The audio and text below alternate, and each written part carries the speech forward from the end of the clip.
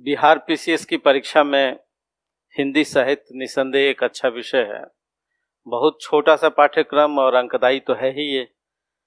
आज हम लोग पढ़ेंगे नाटक का उद्भव और विकास, यानी नाटक खंड। आप जानते हैं कि नाटक खंड जो है खंड क और खंड ख दोनों में इसके प्रश्न आते हैं। खंड क में जो प्रश्न आते हैं वो है नाटक का उद्भव और विकास, नाटक का जन्म कैसे हुआ, उसका डेवलपमेंट कैसे, और भारतेंदु से नाटक का जन्म होता है। आप जानते हैं कि हिंदी नाटक का जो प्रारंभ है वो 1868 से होता है और 1868 से लेकर के आज तक हिंदी नाटक का डेवलपमेंट कैसे हुआ, जयशंकर प्रसाद ने क्या किया और फिर प्रसादोत्तर नाटक में क्या हुआ, ये सब आपसे सीधा सरल सा सवाल आता है। नाटक का उद्भव और विकास बताएं। इसी के साथ रंगमंच और रंगशाला का उद्भव और विकास ये भी आता है।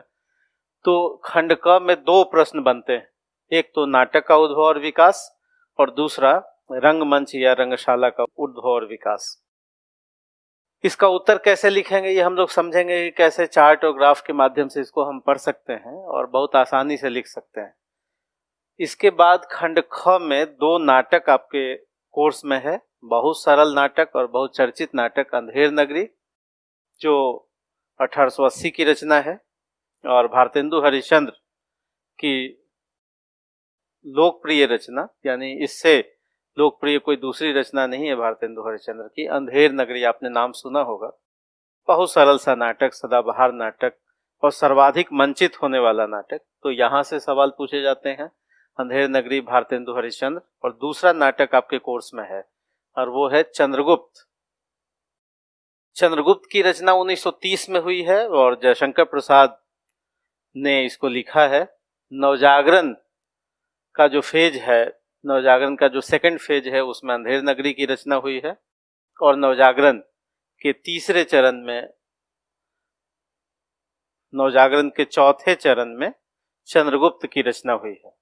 यानी एक तरफ जब कविता के आंदोलन में छायावाद चल रहा था उस समय उसी के पैरेलल जयशंकर प्रसाद नाटक की दुनिया में चंद्रगुप्त और स्कंदगुप्त आदि लिख रहे थे। ये 1930 की रचना है।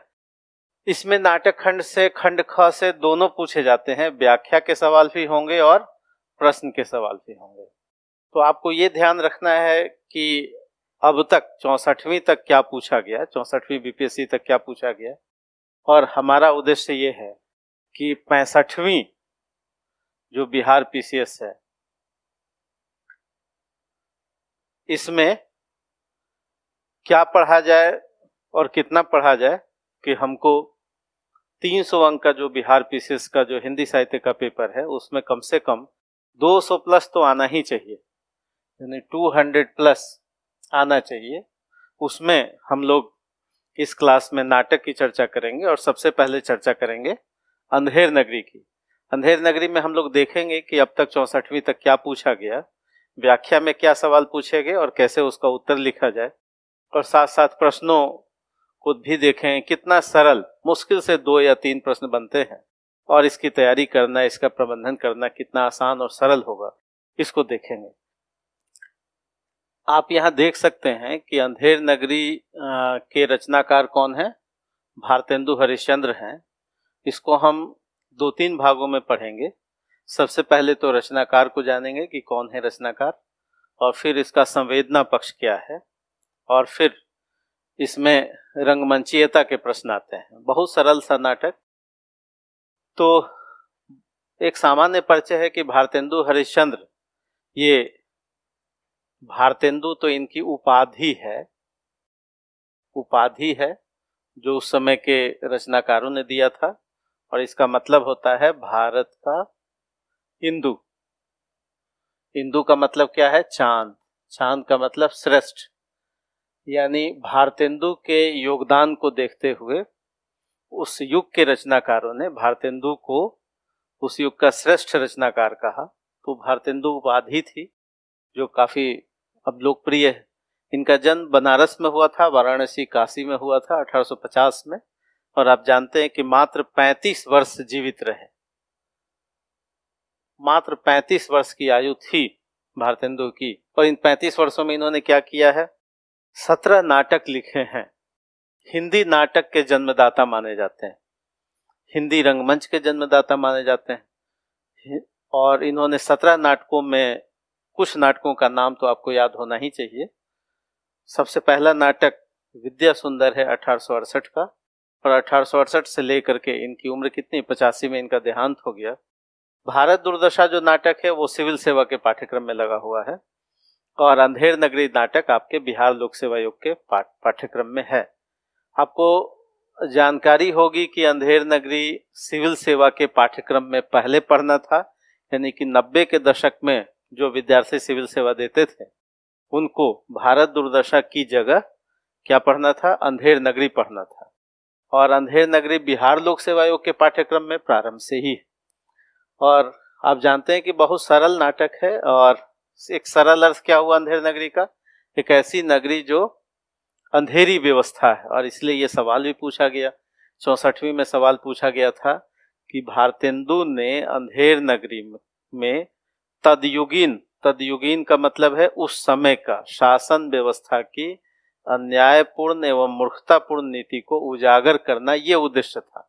तो ये 64वीं का बहुत सरल सवाल संवेदना पक्ष से है कि भारतेंदु का जो उद्देश्य है अंधेर नगरी नाटक लिखने के माध्यम से उस समय की शासन व्यवस्था, और किसकी शासन व्यवस्था होगी, 1880 हम गुलाम हैं, अंग्रेजी ब्रिटिश औपनिवेशिक जो चरित्र है और उस समय का जो शासन स्ट्रक्चर है उस कैसे अन्यायपूर्ण है, मूर्खतापूर्ण नीति है, उसको उजागर करने के लिए अंधेर नगरी नाटक की रचना की थी। तो बहुत सरल सा है। और दूसरा सेम इसी से मिलता जुलता सवाल कि अंधेर नगरी में सामाजिक राजनीतिक व्यवस्था का चित्रण, यानी 64वीं पीसीएस का सवाल और 60 से 62 इसका सवाल एक ही है। प्रासंगिकता का सवाल 3 बार 4 बार पूछा गया है, रिपीटेड सवाल है, यानी ये दोनों एक जैसे सवाल बनते हैं कथ्य से जुड़ा हुआ। प्रासंगिकता का सवाल आप देखिए 47वीं में पूछा गया, फिर 41वीं में पूछा गया, 40वीं में पूछा गया, 39वीं में पूछा गया। यानी ये जो प्रश्न है वो कई बार पूछे गए। अंधेर नगरी आज कैसे आज की आंखों से अंधेर नगरी को पढ़ने का प्रयास कीजिए। 46वीं में पूछा गया कि अंधेर नगरी का मूल संदेश क्या है, मूल लेसन क्या है, यानी प्रतिपाद्य क्या है, भारतेंदु हरिश्चंद्र कहना क्या चाहते हैं। 45वीं बिहार पीसीएस में पूछा गया कि अंधेर नगरी के कथ्य पर विचार करें। कथ्य का मतलब क्या है, कथ्य का मतलब होता है कि इसका विषय पक्ष क्या है, इसका संवेदना पक्ष क्या है, इसका प्रतिपाद्य क्या है। ये सब मिलते जुलते शब्द हैं। कथ्य मतलब जो कहा गया है और जो कहना चाहते हैं। तो अंधेर नगरी में जो कहा गया है और जो कहना चाहते हैं उस पर विचार कीजिए। 45वीं बिहार पीसीएस का सवाल। 42वीं बिहार पीसीएस का सवाल है कि ऊपर से तो ये बहुत हास्य प्रधान दिखता है, किंतु वास्तव में ये तीखी व्यंग्यपूर्ण रचना है। तो ये व्यंग करती है बहुत सारी व्यवस्थाओं पर, जैसे धार्मिक व्यवस्था पर व्यंग करती है, उस समय के पॉलिटिकल स्ट्रक्चर और शासन व्यवस्था पर व्यंग करती है, हमारा जो सोशल स्ट्रक्चर है और सामाजिक जो रूढ़ियां हैं उस पर व्यंग करती है, धार्मिक पाखंडों पर व्यंग करती है, मध्य वर्ग की स्थिति पर व्यंग करती है, और केवल व्यंग ही नहीं करती, इसमें सुधार का उपाय भी बताती है। तो ये सवाल, यानी आप देख रहे हैं कि मूलतः ये सवाल एक तो प्रासंगिकता का, दूसरा कथ्य का ये प्रश्न बनता है। 44वीं बिहार पीसीएस में एक बार प्रश्न पूछा गया रंगमंचीयता का। और आप जानते हैं कि अब तक जितने नाटक लिखे गए हैं उसमें सर्वाधिक मंचित होने वाला नाटक अंधेर नगरी है। तो हम लोग एक एक करके इन प्रश्नों को देखेंगे। और इस साल 65वीं बिहार पीसीएस के लिए क्या पूछा जाना चाहिए। 65वीं बिहार पीसीएस का जो एग्जाम है इसमें हम लोग उम्मीद करेंगे कि कथ्य से सवाल पूछा जाए, और अभी तक कोई शब्द इसमें नवजागरण से जुड़ा हुआ नहीं। तो नवजागरण के उद्देश्य से संचालित अंधेर नगरी और इससे जुड़ा हुआ, यानी आप नवजागरण को समेटे हुए एक उत्तर लिखिए, और ये 65वीं बिहार पीसीएस में पूछा जाना चाहिए। यानी आपको अगर संपूर्णता में भी तैयारी करनी हो तो हमको क्या तैयारी करनी है? एक तो कथ्य पर तैयारी करनी है जिसको नवजागरण से लेते हुए हम लोग करेंगे, और दूसरा जो इसमें है कि प्रासंगिकता बताइए, और तीसरा है कि रंगमंचीयता का प्रश्न। तो इतने ही प्रश्न बनते हैं, तो हम लोग सभी प्रश्नों को करेंगे और इस साल के संभावित प्रश्नों को भी पढ़ने का प्रयास करेंगे एक एक करके। देखिए, अंधेर नगरी में जब आप पढ़ेंगे, एक बार पढ़ना तो जरूरी है, बहुत छोटा सा है, आधे घंटे के अंदर आप पढ़ लेंगे। और पढ़ेंगे तो आप देखेंगे कि पहले तो आपने प्रश्न देख लिया कि प्रश्न क्या क्या पूछा गया है, और प्रश्न में के अनुसार अब इस नाटक को देखने का प्रयास करेंगे। यानी पढ़ने का आधार क्या है कि सबसे पहले हम विगत वर्षों में पूछे गए प्रश्नों को देखते हैं और उसी आधार पर पढ़ने की कोशिश करते हैं। तो आप देखेंगे कि सबसे पहले जब अंधेर नगरी आप खोलेंगे तो देखेंगे कि मंगलाचरण है। मंगलाचरण कविता करने में प्रारंभ में एक रूढ़ी थी जिसको आप काव्य रूढ़ी कहते हैं। कविता में एक रूढ़ी डेवलप हो जाती है, एक परंपरा विकसित हो जाती है, तो उसको आप क्या कहते हैं? उसी में एक परंपरा है मंगलाचरण। तो मंगलाचरण भी है। इसके बाद आप देखेंगे कि ये 6 अंक और 6 दृश्य में है, यानी 1 अंक और 1 दृश्य। 1 अंक में एक ही दृश्य है यहाँ पर, तो 6 अंक या 6 दृश्य आप इसको कहते हैं, प्रहसन के रूप में है अंधेर नगरी। तो पहला जो अंक है उसमें बाहरी प्रांत, यानी बाहर में मैदान में आप देखते हैं कि महंत जी 2 चेलों के साथ राम भजो गाते हुए दिखाई देते हैं। यानी पहला अंक किससे संबंधित है? बाह्य प्रांत से संबंधित है, बाहरी प्रांत से संबंधित है। और महंत जी 2 चेलों को, और 2 चेले कौन है? नारायण दास और गोवर्धन दास हैं, और क्या गा रहे हैं? राम भजो गा रहे हैं। तो हम लोग एक जगह नोट कर लेंगे कि आखिर 6 अंक कौन कौन सा है, और इसको याद भी रखना है। तो पहला है बाह्य प्रांत, दूसरा क्या है? बाजार। तो बाजार का दृश्य होता है, बाजार में बहुत सारी चीजें बिक रही होती हैं, वहां पर गोवर्धन दास जी हैं और बहुत सारे और भी कैरेक्टर हैं, हलवाई हैं, जात वाला है, कई सारे कैरेक्टर हम लोग देखेंगे।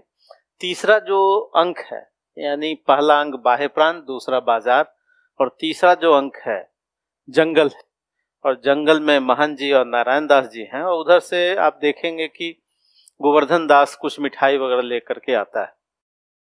चौथा जो अंक है वो राजसभा है, कि ब्रिटिश राज व्यवस्था कैसी है, उस समय की राज व्यवस्था कैसी है, राजनीतिक स्ट्रक्चर कैसा है और राजा कैसा है, इसका दृश्य दिखाई देगा। और पांचवा है अरण्य। अरण्य का मतलब होता है जंगल, वन। वहां पर गोवर्धन दास गाते हुए दिखाई देंगे आपको अरण्य में। और जो अंतिम अंक है वो है शमशान। तो ये 6 अंक और 6 दृश्य का नाटक है। तो आपको याद हो गया, बाह्य प्रांत, बाजार, जंगल, राजसभा, और फिर जंगल, अरण्य, और अंतिम जो अंक है वो क्या है? शमशान। तो हम लोग पहले अंक की चर्चा करेंगे, पहले अंक एक एक करके पढ़ेंगे। यानी हम लोग यहाँ क्या देख रहे हैं? इसका कथ्य क्या है, यानी इसका संवेदना पक्ष क्या है, यानी इसका विषय पक्ष क्या है, और इसी में हम लोग देखेंगे 2 भाग, क्या कहा है, यानी नाटक में क्या चित्रित है, और दूसरा क्या कहना चाहते हैं,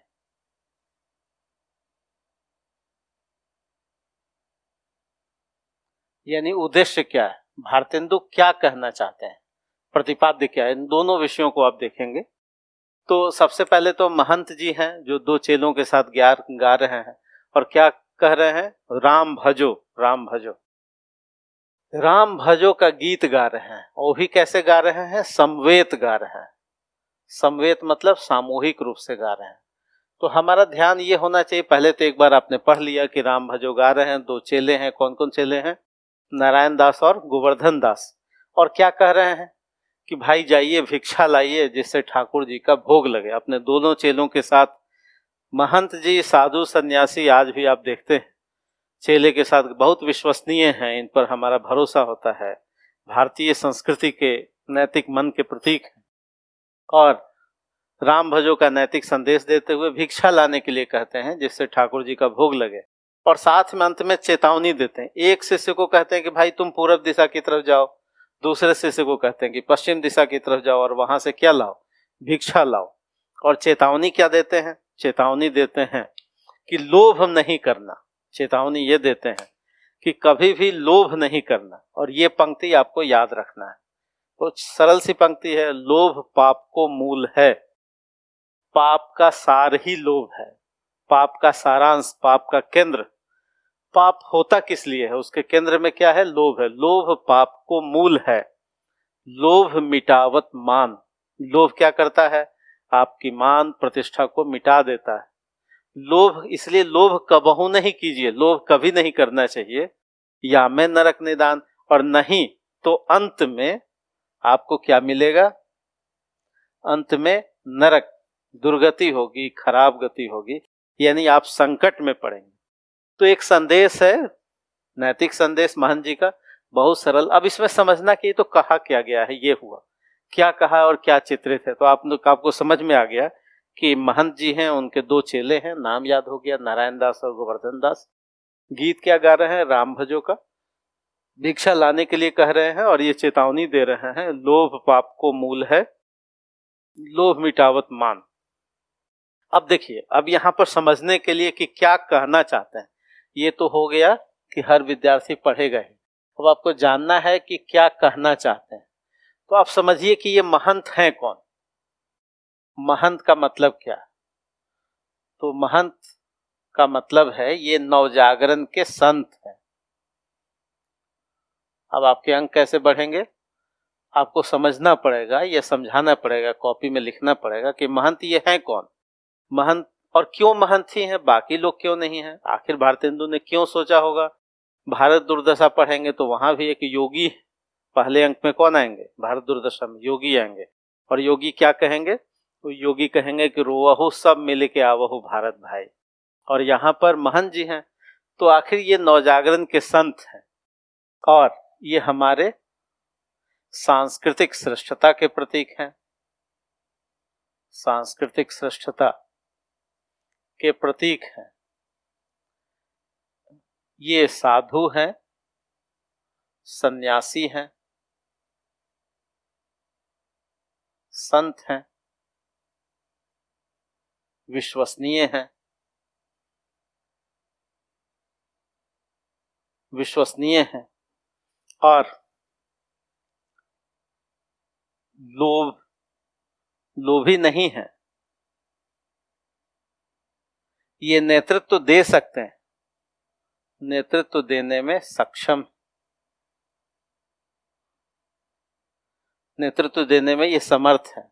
ये महंत कैसे हैं, बुद्ध हो सकते हैं, महावीर हो सकते हैं, कबीर हो सकते हैं, राजा राम मोहन राय हो सकते हैं,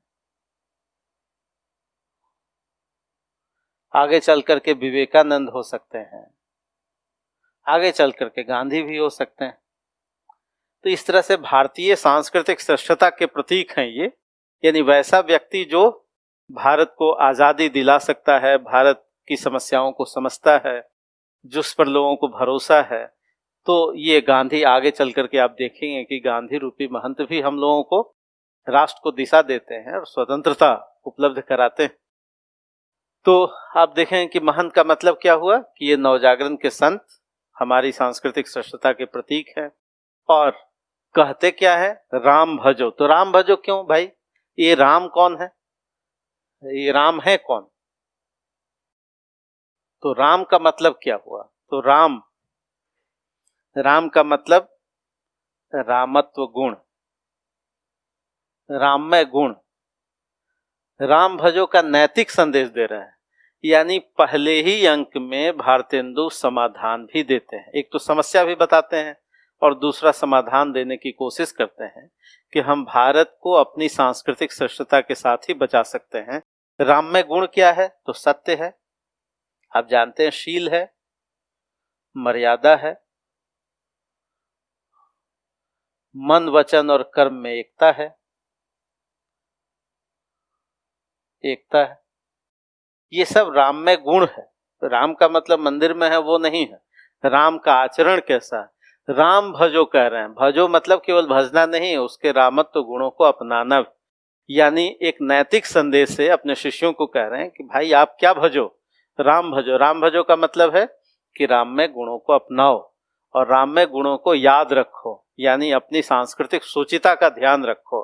और अगर आप ध्यान में नहीं रखेंगे तो आपका राष्ट्र और आपका मन क्या होगा, द्वंद्व में रहेगा और गलत दिशा में होगा। और फिर क्या कह रहे हैं कि भिक्षा लाने का आदेश दे रहे हैं। और सबसे बड़ी बात है कि ये समवेत गा रहे हैं, एकता का संदेश है।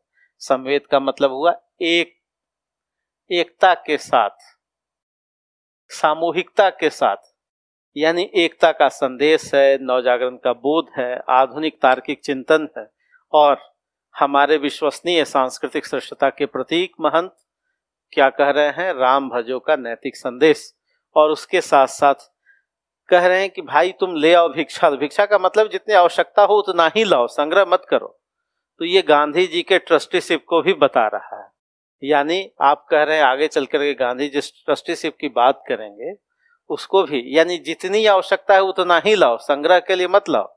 ठाकुर जी का भोग लगे और वर्तमान उद्देश्य से संचालित हो और रामत्व गुण। और फिर अंत में क्या कहा, लोभ पाप को मूल है, लोभ मिटावत मान, लोभ कबहू नहीं कीजिए या मैं नरक निदान। तो ये था पहला खंड। इसमें आपने क्या देखा कि क्या कहा गया है, इसको भी देखना है और भारतेंदु कहना क्या चाहते हैं, आखिर समाधान क्या देना चाहते हैं, इस पर भी आपको बात करनी। दूसरे अंक में देखिए,